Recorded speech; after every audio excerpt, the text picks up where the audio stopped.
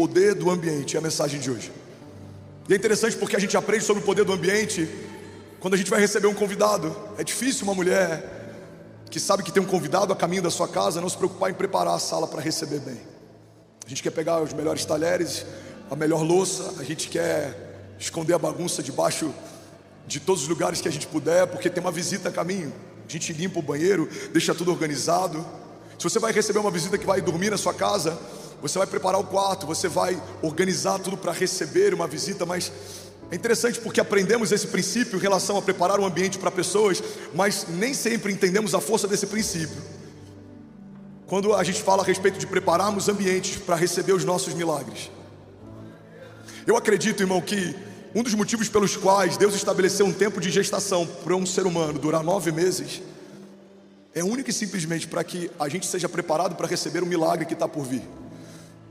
Tem muitas outras espécies que Deus estabeleceu tempos diferentes de gestação.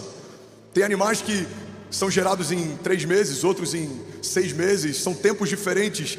E eu creio que um Deus que estabeleceu tudo que existe em 6 dias poderia ter estabelecido a gestação da mulher também em menos tempo. Alguém crê nisso? Diga amém. Você poderia receber a notícia que está grávida e em 30 dias o seu filho nascer.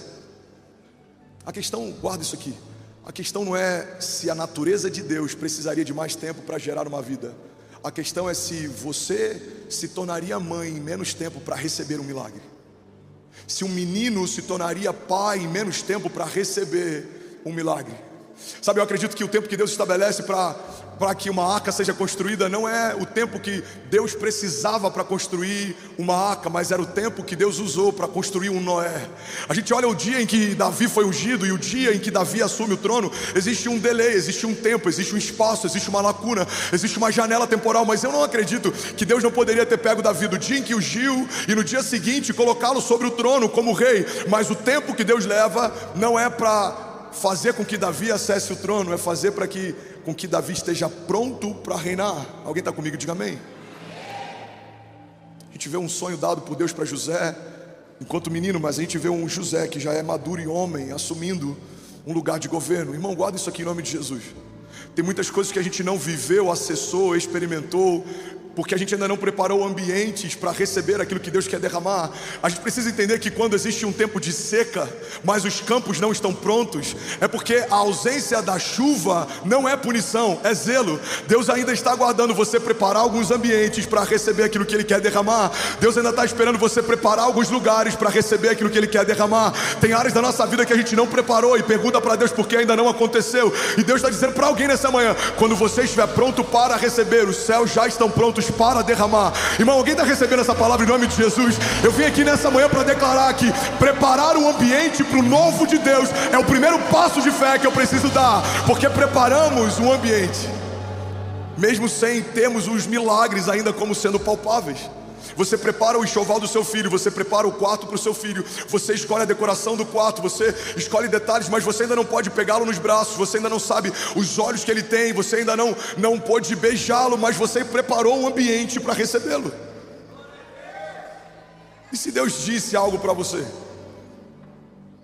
E se Deus prometeu algo para você? Qual é a dúvida em relação à fidelidade de Deus em cumprir todas as suas promessas?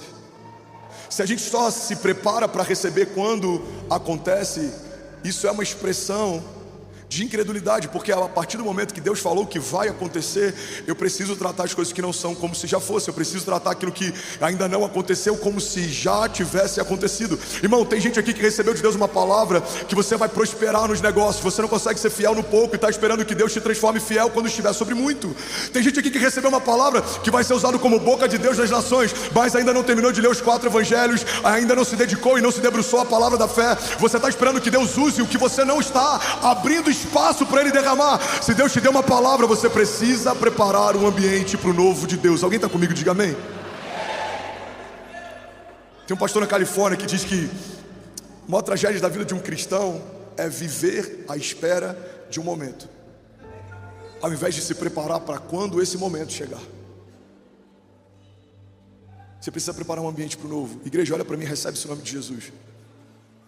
Você precisa preparar um ambiente para o novo. Produção, se puder, desliga, sai de todos os retornos. Tá uma dança aqui no palco hoje. Deixa só o meu início, por favor. Eu estou me ouvindo 2 ou 3 vezes quando eu falo.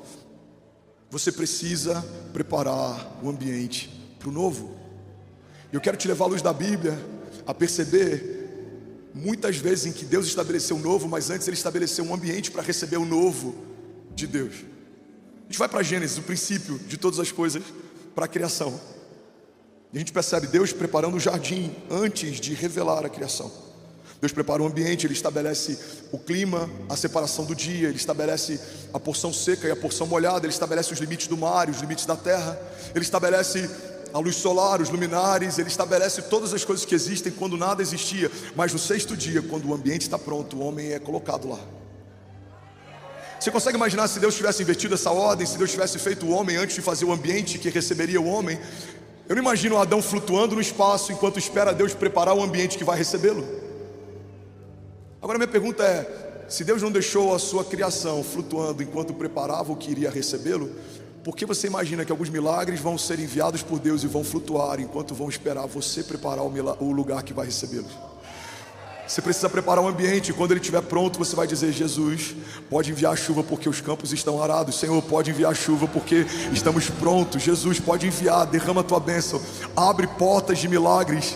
Os celeiros estão prontos. Malaquias 3 diz: olha, façam prova de mim, se eu não abrirei as comportas dos céus e derramarei sobre vocês bênçãos sem medidas, de tal maneira que não terão aonde armazená-los. Irmão, a Bíblia diz que a medida de Deus é o transbordo, ou seja, o ambiente que você prepara para receber, pega isso aqui em nome de Jesus, ainda não vai ser suficiente para a medida que Deus quer derramar. Então a Bíblia está dizendo que se você preparar celeiros, ainda assim os celeiros que você tem não comportarão a medida que Deus quer derramar. Mas isso não é uma desculpa para não construir celeiros, porque se você não tem nenhum celeiro, a medida de Deus nem começa a ser derramada, Deus não vai prosperar uma semente que você não semeou. Deus não vai encher um celeiro que você não preparou.